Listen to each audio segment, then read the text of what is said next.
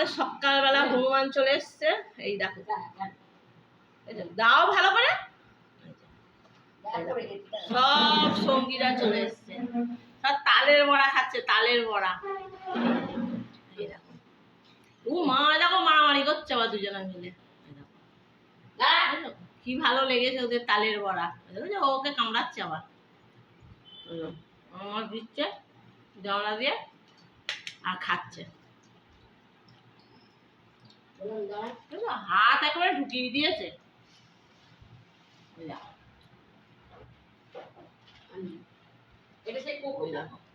না না, কোকোটা না।